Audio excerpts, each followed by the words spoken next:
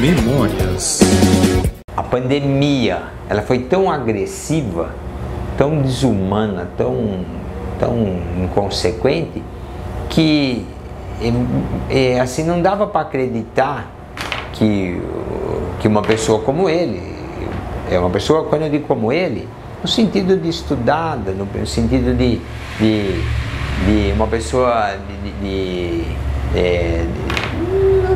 sem vícios, uma pessoa equilibrada. Algumas pessoas,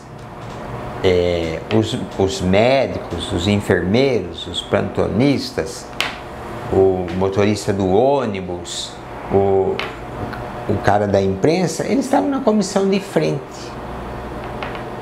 Eu acho que eles entendiam que estavam na comissão de frente.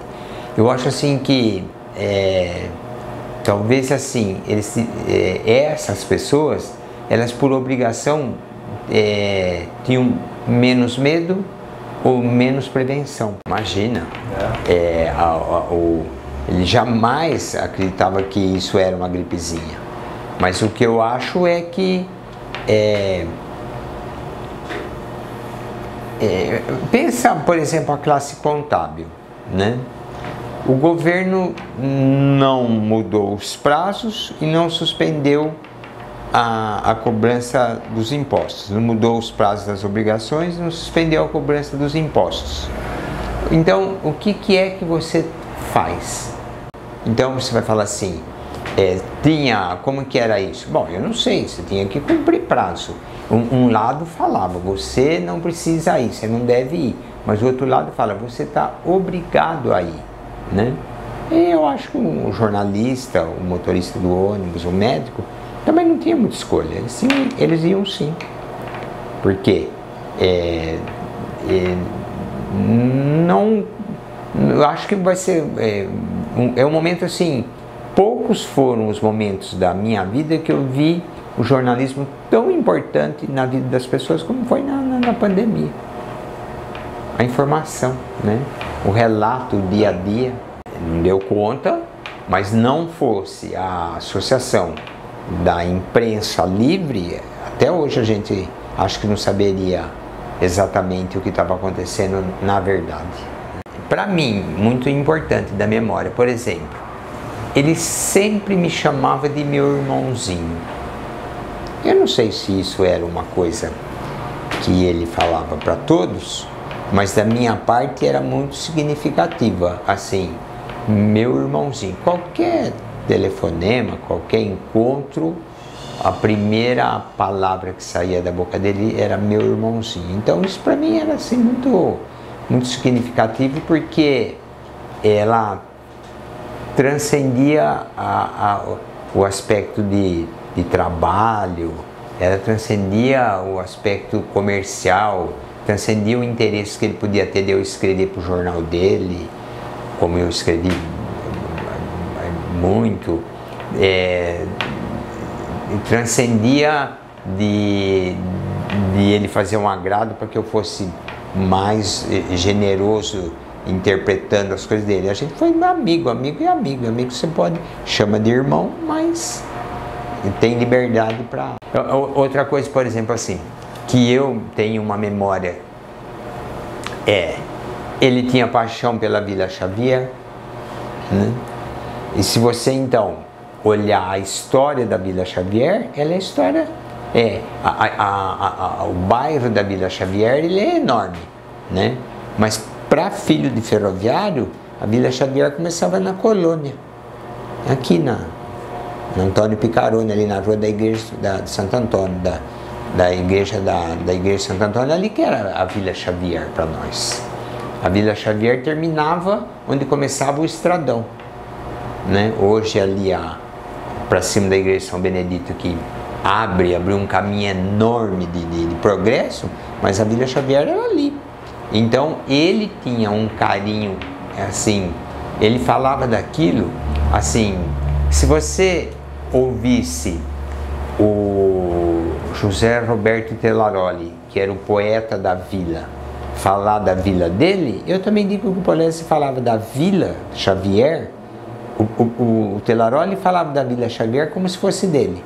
E o Polese falava da Vila Xavier como se fosse dele Polese. Quer dizer assim, dentro deles tinha um sentimento de que aquilo que nascer, que morar ali, sobreviver dali, era muito importante, era muito bonito. Não imagino o Polese morando num bairro diferente da... Assim, eu não imagino ele renunciar à Vila Xavier. Não renunciou. A vida toda. Então isso é uma coisa marcante, porque não faltou oportunidade, tenho certeza disso, né? Mas ele não teve assim, no meu olhar, ele não teve assim, ele não teve ego para falar, eu estou agora num outro status. Mesmo no instante de mais sucesso dele, no começo dos anos 70, isso eu tenho certeza que não passou pela cabeça dele nunca, né? E então isso era uma coisa assim, marcante também da personalidade dele, a origem, né? Ele nunca abriu mão da origem. Isso é uma coisa muito bonita e muito difícil, né? O sujeito não abrir mão da origem, não mudar de bairro, não esquecer o bairro, né?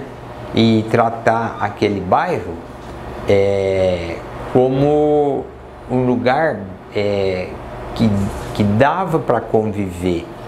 Porque se você pegar assim, a história da colônia da Paulista, ela é uma história de trabalhadores e de negros, né? Era como se fosse o outro lado do pontilhão. Então, para mim, o Polese entendia que lá dava para morar todo mundo, tá tudo certo, não tinha... E como morou, a vila cresceu muito e ficou um bairro, né? Um bairro muito nobre. Em algum período da vida, até passaram a chamar lá de Cidade Alta, né? E nesse, né, era uma coisa assim meia da moda, Cidade Alta.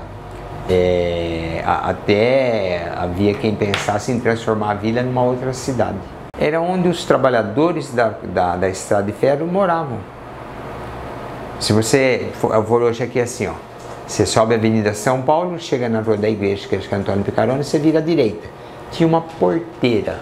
Você anda 2 quarteirões, tinha uma porteira. A igreja é na Avenida Santo Antônio, Avenida São Paulo, antiga, né? Mas à direita, a igreja está na esquina. Se você virar à direita e tocar reto, terminava no trilho do trem.